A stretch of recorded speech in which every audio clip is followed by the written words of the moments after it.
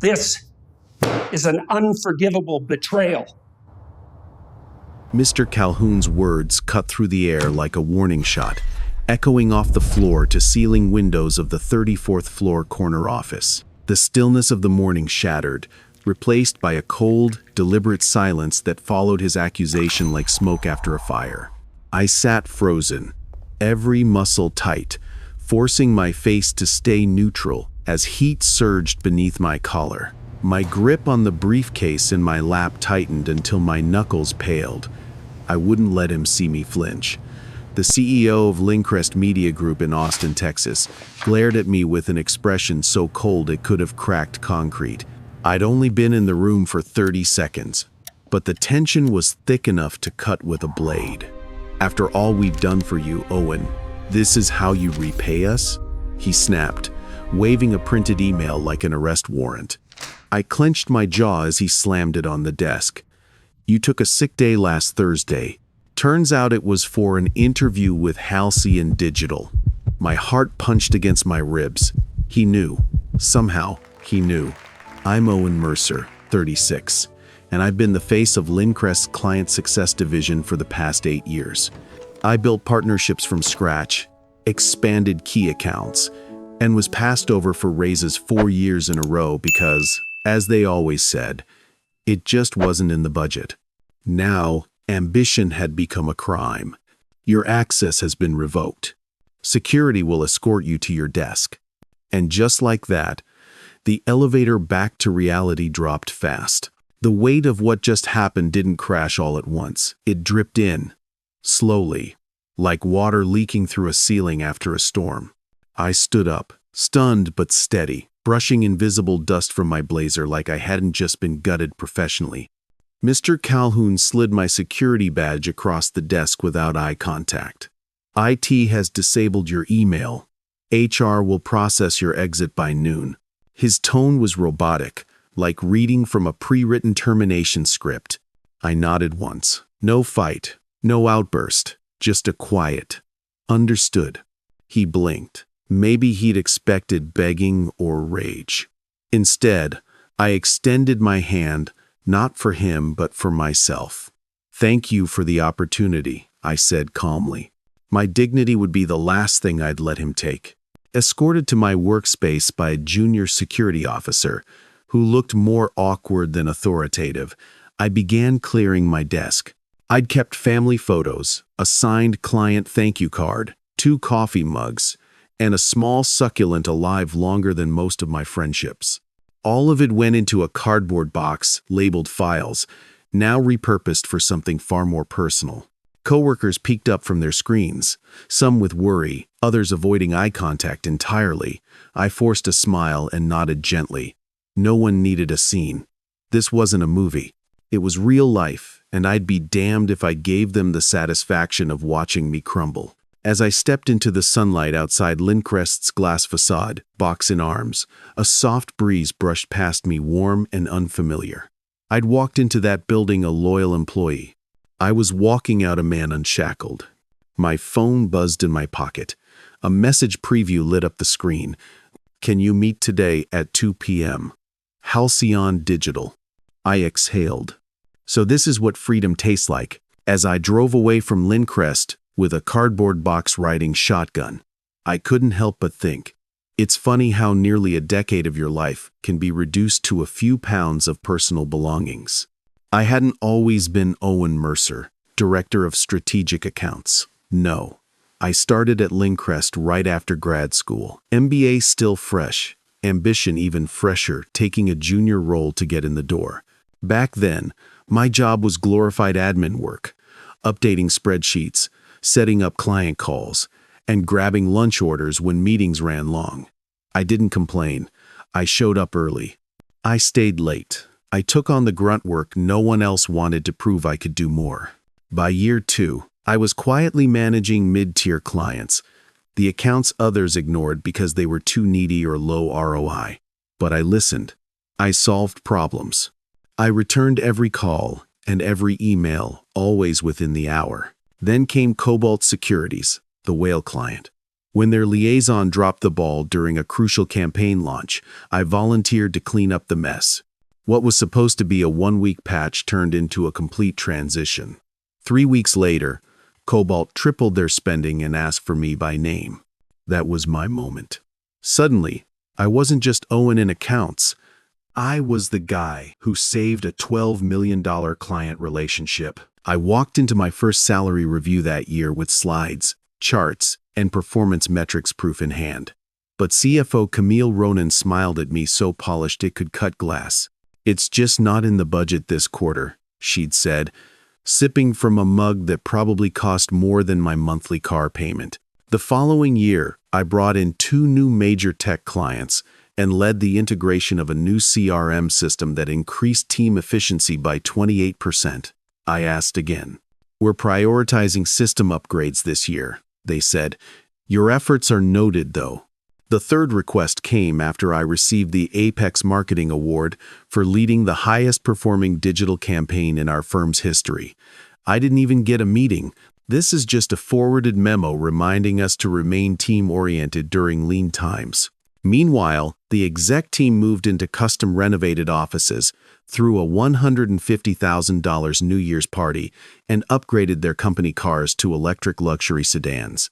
By the 4th rejection, something in me cracked. Not out of spite, but out of clarity. I updated my resume that night for the first time in nearly 8 years. I didn't even tell anyone. Because sometimes, the most radical act of self-respect is done in silence. Back in my apartment, the silence was deafening. The kind that doesn't comfort but reminds you that something has ended. I set the cardboard box on the kitchen counter like it weighed more than it did. I stared at it for a long moment, not because of what was inside, but because of what it represented. The death of an illusion. I wasn't on vacation. I wasn't between meetings. I was unemployed. The word clawed into my chest, pressing down with a weight I didn't expect. The years I gave, the nights I stayed late, the holidays I worked through. All dismissed in a single morning by a man who didn't even bother to ask why. My phone lit up when I heard a call from Leah, my best friend since undergrad. "I just heard," she said the moment I answered. "Gabe told me he's in IT, remember? Are you okay?" I paused, then told the truth. "I'm not sure." Leah didn't miss a beat. "This is outrageous. You've carried that department for years. Everyone knows it. Calhoun couldn't handle the idea that you might outgrow him."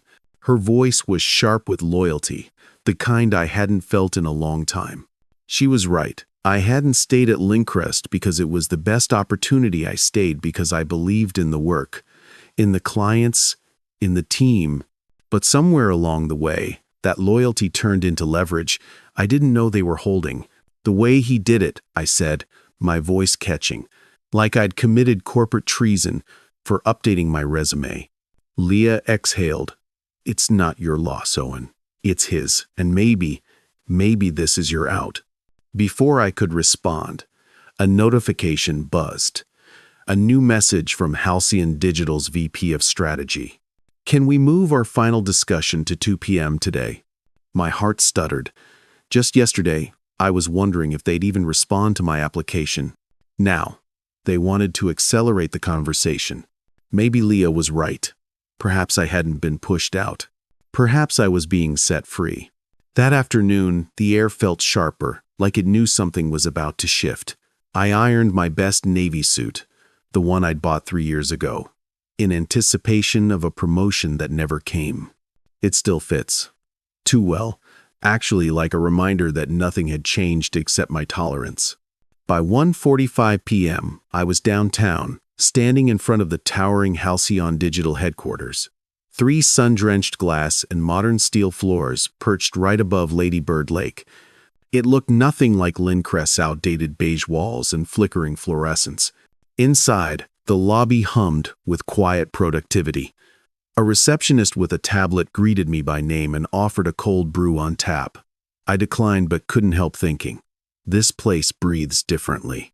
The elevator opened on the 22nd floor, where Reed Lawson, Halcyon's VP of Strategy, stood waiting. "Owen Mercer," he said, shaking my hand like he'd already decided something. "Glad you could make it on short notice." Reed was in his early 50s, sharp but approachable, with a presence that didn't need volume to command a room.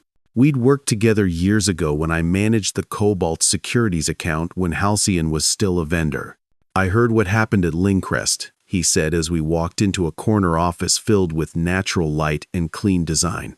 "And I'll be honest, we weren't expecting that call from their HR rep this morning, telling us you'd been let go." I blinked. "They called you?" "Less than 2 hours after your exit. Said you were no longer representing their accounts, and that they'd be taking point with Cobalt until a replacement was assigned." Of course, they were trying to salvage what they knew they were about to lose. Cobalt was one of their last big-name accounts, and I wondered why it hadn't jumped ship already. "But that's not why we asked you to come in early," Reed continued, settling into a chair across from mine. "Truthfully, we've been closely watching Lyncrest's performance on that account. The creative work, solid, but the account management, it's been sliding except where you've been involved." I stayed quiet, but my pulse quickened. This wasn't small talk. Reed leaned forward. "Owen, 3 months ago, our leadership team started exploring options. Agencies that could handle our multi-platform expansion strategy. You know us. You understand our brand voice. You anticipate our needs. When did your name surface on our radar? The timing felt right." I tried to keep my posture relaxed, but the room suddenly felt warmer. "We want to offer you a Director of Partner Strategy role. You'd oversee all external agency relationships and help us build an internal client strategy team from the ground up." I blinked again, slower this time. "That's a significant offer." Reed smiled. "So is your track record. We've seen how you retain business and read clients before they speak. You've saved more accounts than most people know how to manage. It's time you were compensated accordingly." He slid a folder across the glass table. My name was typed cleanly on the front. I opened it and stopped breathing for a moment. The salary offer was nearly double what I had ever made at Lyncrest. The benefits package included stock options, performance bonuses, and 6 weeks of PTO. I looked up. "This is beyond generous." "No," Reed said evenly. "It's market rate for someone who's been undervalued for too long." I exhaled slowly. There was a silence that followed, but not an awkward one. It was the kind of pause that lets something sacred settle in the air. Validation. "I'd like to take the evening to review everything," I said. "Of course," he nodded. "We'd expect nothing less." As I left the building with the offer letter, I walked slower than usual. I wanted to feel each step. I tried to remember its weight, this shift, this power. For years, I'd been asking to be seen. Now, I was being sought after. The offer folder sat unopened on my kitchen table that evening, right next to my laptop, humming softly like it knew something had shifted. I hadn't yet signed it, but the decision already felt carved in stone. Still, out of professional courtesy, I wanted to sleep on it. I didn't doubt the offer, but wanted to end one chapter before fully stepping into the next. My phone had been lighting up all afternoon. Former coworkers are texting me. Some were checking in, others were fishing for details, but most were stunned. The one message that stood out came from Evan, Lyncrest's lead copywriter. "Calhoun just held an emergency meeting, said you were let go for violating company trust. He told us we should all remember who signs the paychecks. People are pissed." I stared at the screen for a moment. The man who once toasted my success at the annual strategy retreat was smearing my name in front of colleagues I'd mentored for years. But it didn't stop there. Marissa, one of the newer project managers, messaged me minutes later. "He's calling clients himself, trying to calm them down. You were managing almost half of our active revenue, right?" I didn't reply. What was there to say? Then the phone rang an unknown number. Usually, I'd let it go to voicemail, but something told me to answer. "Mr. Mercer." The voice was measured as female and authoritative. "This is Colleen Sharp, chair of the board at Lyncrest Media." I sat upright. The board? They never got involved in personnel matters, not directly. "I understand there was a Situation this morning involving your employment, she continued, choosing her words carefully. I'd like to meet with you tomorrow to clarify what happened. Are you available? I paused. I am. But to be clear, I've already accepted a role elsewhere. A beat. Then, calm but clipped. May I ask where? I'd prefer not to disclose that now, I replied politely but firmly. If this is about compensation, she said, we'd be open to revisiting that conversation. I laughed but silently. 4 years of ignored reviews, rehearsed excuses, and broken promises. Now they wanted to talk? It's not just about money, Miss Sharp, I said. It's about trust, and how little of it was extended to me. There was a long pause. Understood. Still, I'd appreciate your presence. Tomorrow, 9 a.m. Fine, I agreed. But I'm not coming to negotiate. I'm coming to close the loop. The next morning, I walked back into Lyncrest as an employee and an outsider. The front desk receptionist froze when she saw me. Owen, they didn't say you'd be in today. I'm meeting with Miss Sharp, I said, signing the guest log calmly. Strictly a courtesy. Elevator doors closed around me in silence, but inside, I could feel the tension vibrating from the walls. My reputation still lived here, whether I did or not. The conference room on the 17th floor was already occupied when I entered. Colleen stood as I approached, silver-haired, sharply dressed, and exuding the kind of poise only found in people used to navigating million-dollar meltdowns. Owen, she nodded. Thank you for coming. Of course. She gestured to the seat across from her. No coffee, no small talk, just a slim manila folder resting in front of her. I've reviewed your personnel file, she began. 6 years of exceptional evaluations. No performance issues. No HR complaints. 4 formal salary requests, each with full documentation denied. She looked up. None of that had been brought to my attention until yesterday. I raised an eyebrow. Isn't major compensation policy supposed to go through the board? It is, she replied, but department heads are given autonomy within certain ranges. It appears that discretion was poorly managed. She took a breath as if deciding just how far to go. I'll be frank, Mr. Calhoun's decision to terminate you was made without informing the board, and it appears to have triggered consequences we weren't prepared for. Several clients are now reevaluating their contracts. Your departure has destabilized things. There it was. Not an apology, but a confirmation. They weren't sorry I was gone. They were sad about what was leaving with me. The board would like to offer reinstatement, she said, at the senior director level, with a 15% salary bump and full project autonomy. I didn't flinch. I just let the words land. Slowly. I appreciate the offer, I said, but I've already committed to my next step. Colleen nodded slowly, but her eyes narrowed, calculating. Halcyon, she guessed. I offered a thin smile. You know I can't comment. She closed the folder, signaling the end of her pitch. Before you go, she said, may I ask what could we have done differently? I looked at her and said what I wish someone had told them years ago. You could have recognized my worth before someone else had to. Loyalty is a two-way street, and you paved mine in silence. She didn't argue. She didn't have to. I stood, thanked her again, and left the building I once believed I'd retire from. This time, there was no security badge to return. Just a final, silent walk out the front doors unburdened. It wasn't until I stepped back into the parking garage that its full weight hit me. No badge, no ID lanyard, no card decal. For the first time in 6 years, I was no longer tethered to Lyncrest in any way except for the story they were still telling about me. That's what stung most. The smear, the way Calhoun had twisted my quiet professionalism into corporate betrayal. I wasn't just gone, I'd been erased. That night, I sat alone on my balcony as the Austin skyline blinked into view, a glass of rye in hand, my phone dark beside me, and then I opened my laptop not to revisit Halcyon's offer, but to do something more deliberate. I wrote a message to the 6 clients I'd personally managed. It wasn't bitter or emotional, just clear, factual, and firm. As of yesterday, I am no longer employed at Lyncrest Media.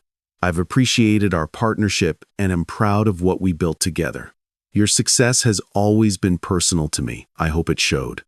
I didn't name names. I didn't point fingers. But I knew exactly what that message would spark. Questions. And Lyncrest didn't have answers. The next morning, I received 4 responses within an hour, all from C-level execs, all worded politely but dripping with subtext. One read, "We were surprised to hear the news. Your leadership has always been a point of stability. Let's stay in touch." Translation? They knew something wasn't right, and they weren't planning to stay silent. Later that day, I received another call from Colleen Sharp. No voicemail this time, just a short text. "Owen, I understand you've contacted several of our clients. Would you be willing to meet again today, if possible?" I didn't reply immediately. I went for a walk. A long one, down South Congress, past coffee shops, startups, and patios full of people who looked like they had no idea that dignity, when appropriately weaponized, could cause a corporate tremor. When I finally responded, I kept it simple. "If we speak again, it will be on the record." She called within 5 minutes. "Understood. We're not trying to interfere," she said. "We just want to make sure we're listening." Listening. So I agreed. But I didn't go in quietly. I brought a printed dossier of the performance reviews they never acted on.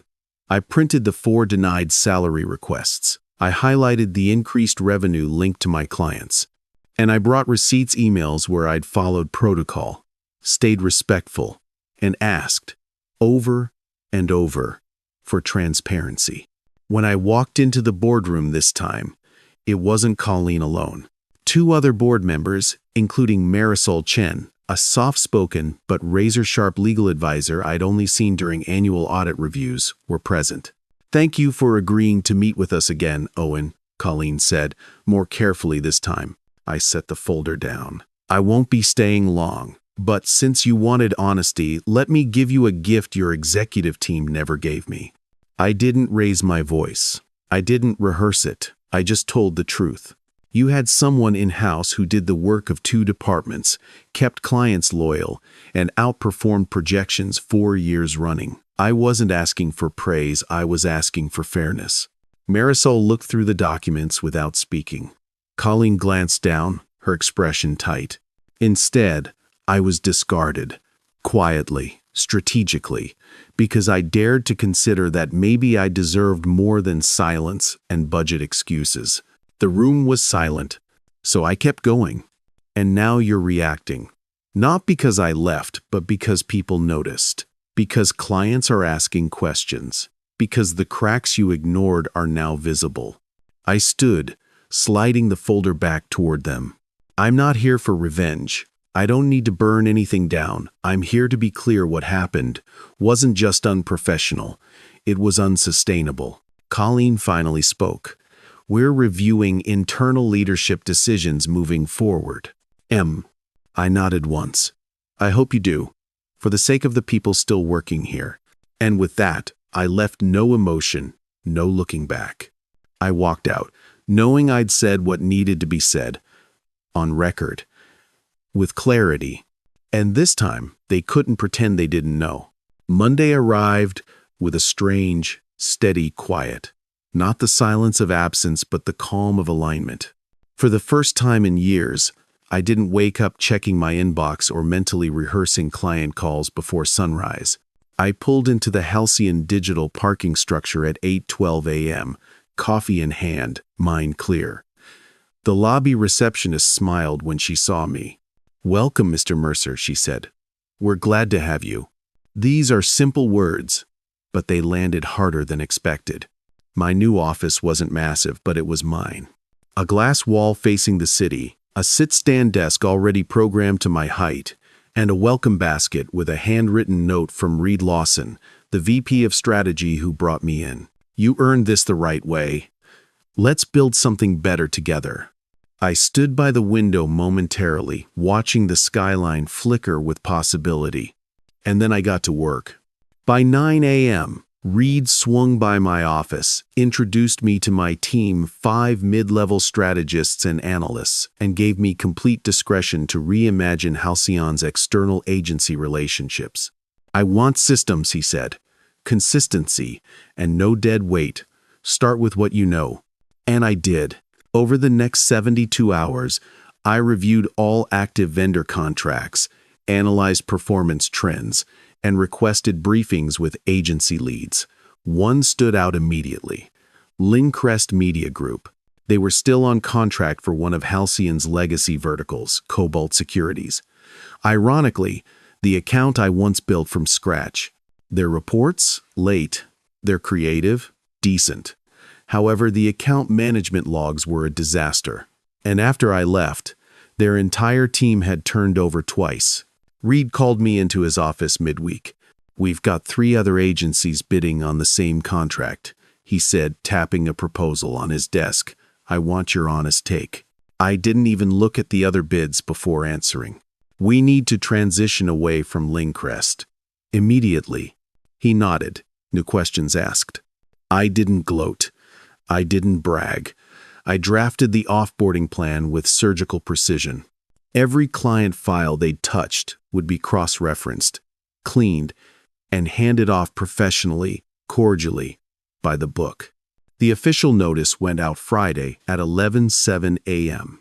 After carefully reviewing our marketing and client success needs, Halcyon Digital will be transitioning our Cobalt Securities account to a new agency partner, effective immediately. All deliverables will be transferred no later than 5 p.m. next Wednesday. Point of contact: Owen Mercer, Director of Partner Strategy. I didn't expect a response from Lyncrest, but I got one anyway through back channels. Marissa, the project manager who messaged me after I was fired, texted me again. "Calhoun just read the offboarding notice in the team meeting." He turned white. No one said a word. Word is, 2 other clients are asking for transition timelines now, too. I stared at the message for a long second. This wasn't revenge. This was gravity. Consequence. That evening, Halcyon hosted a rooftop mixer for the strategy and innovation teams. It was nothing fancy: local food trucks, music, open bar, but it felt honest. I stood there with a drink in hand, surrounded by new faces, feeling something I hadn't in a long time: ease. Not performance, not armor, just ease. Reed found me near the corner railing. "By the way," he said, "one of the board members asked who drafted the Lyncrest disengagement terms." He raised his glass. "I told them you handled it. Thought they should know whose signature is now our standard." I nodded, clinked his glass, and just smiled. Not because I needed praise, but because I didn't. That part of me was gone now. The next morning, I logged into my new dashboard and saw a message from Cobalt's VP of Operations, directly addressed to me. "Owen, I just wanted to thank you personally for the smooth transition. Change rarely feels this stable. Looking forward to what comes next." And that was it. No fireworks, no press release. There is no revenge monologue. Just Kiet. Efficient closure. A week later, I heard through Leah, my closest friend since college, that Calhoun had been removed from daily leadership. The board had launched an internal audit. Several department heads were reassigned. Rumors swirled about mergers, staff reshuffling, and pending lawsuits tied to client retention failures. But I didn't celebrate. I moved on. Because the truth is, success is louder when you don't yell it. Later that month, I sat down with my team for our first internal offsite. I led a session called Strategic Partnerships as Trust, Not Transaction. It wasn't about the past. It was about setting a new tone, a culture of clarity, of earned respect. After the meeting, one of the junior strategists pulled me aside. "You make this feel like it matters," she said. That stayed with me. The last loose thread came via LinkedIn. Marissa again. She sent a connection request followed by one line: "Thank you for showing us how it's done. I accepted the request with a simple reply. Keep building better. Quietly. And with that, I closed the tab. Outside my office window, the skyline shimmered in the late afternoon haze. New messages were pinged, meetings queued up, and projects moved forward. But none of it felt heavy anymore. Because I wasn't working to prove my worth. I was working from a place where it had already been seen. Exactly 6 months after I walked out of Lyncrest for the last time, I stood in front of a room full of executives at Halcyon's annual leadership summit. The theme was resilience and renewal. Someone on the planning committee thought it was clever to ask me to speak. I didn't say no. I opened with a story not about Calhoun, board meetings, or salary denials, but about how trust gets built quietly and how losing what you thought you needed can unlock everything you do. People leaned in, not because I was loud, but because I was honest. Afterward, one of Halcyon's newest hires, a recent MBA grad, approached me near the coffee bar. "Did you ever think you'd end up here?" she asked. I smiled. "Not here exactly, but somewhere better? Yeah, eventually." She laughed. "It's just, your story makes people like me believe there's a way to move through this world without losing ourselves." That landed deeper than she knew. Outside the venue, Reed caught up with me. "We've been talking internally," he said. "The board wants to expand the partner strategy division. Make it a formal practice. Thought you might want to help define what that looks like." I didn't answer right away. I just looked up at the city skyline, the glass towers catching the golden hour light, and took a breath. "I'm in," I said. "Let's build it the right way this time." Later that week, I returned home to find a letter in my mailbox. Yes, an actual letter. Handwritten. It was from Carmen, the executive assistant who used to work under Calhoun. She'd quietly resigned 2 weeks after I left. She said she'd had enough of being the last to know and the first to be blamed. Inside her letter was a short note. "You reminded a lot of us what grace looks like, and what strength sounds like when it's not shouting." I kept that letter in my desk drawer. Still do. Not because I needed the praise, but because it reminded me of the invisible watchers who take notes when you think no one's paying attention. The ones who don't clap in the room but quote you in the hallway. I was sitting in a conference room a year ago, being told I was a liability. Now, I was helping write the future playbook for one of the fastest growing strategy teams in the state. Not out of vengeance, not out of ego, but because I'd stopped waiting for permission to be valued. I thought I'd feel rage or maybe shame when they fired me. But what hit me hardest wasn't anger, it was clarity. I kept showing up early for years, giving more than I was asked, hoping someone would notice. I hope effort speaks louder than politics. But the truth is, in some places, loyalty is a one-way street and you won't realize it until you're standing at the end of it, alone. Looking back, I'm not bitter. I'm grateful because being pushed out of where I didn't belong forced me to walk toward where I did. I learned that your value doesn't increase just because someone finally acknowledges it. It was always there. The real question is whether you're brave enough to stop waiting for recognition and start acting from self-respect. You don't need to scream to be heard. You don't need to burn bridges to move on. Sometimes, the most powerful revenge is silence, strategy, and success that doesn't need applause. What happened to me could happen to anyone. And that's precisely why I'm telling this story. Because if you've ever felt unseen, underestimated, or discarded, don't wait for someone to hand you your worth.